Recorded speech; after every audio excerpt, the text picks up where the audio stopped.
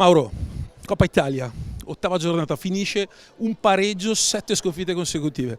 Stasera, dopo 3 mesi, È una bella soddisfazione, diciamo, che ci siamo impegnati, c'è stato tanto lavoro dietro, soprattutto anche da parte dei tecnici Giaroni e Colamaria, tutto lo staff, anche Ricky Alberio, sì, completamente, ci hanno dato una mano su tutti i fronti, siamo cresciuti molto come squadra, come non solo squadra ma anche compagnia fuori dalla pista, sempre più uniti e questo secondo me ha fatto tanto la differenza.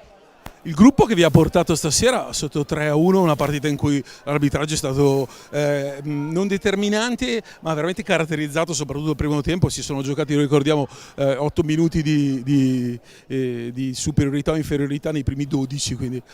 Eppure con la testa siete sempre rimasti lì, il secondo tempo andando avanti.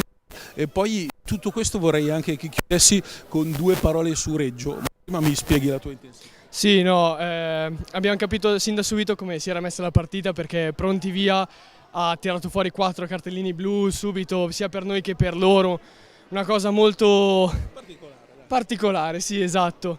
E no, comunque abbiamo sempre tenuto testa perché sappiamo che giochiamo in casa e comunque fa tanto e siamo molto contenti di questo risultato.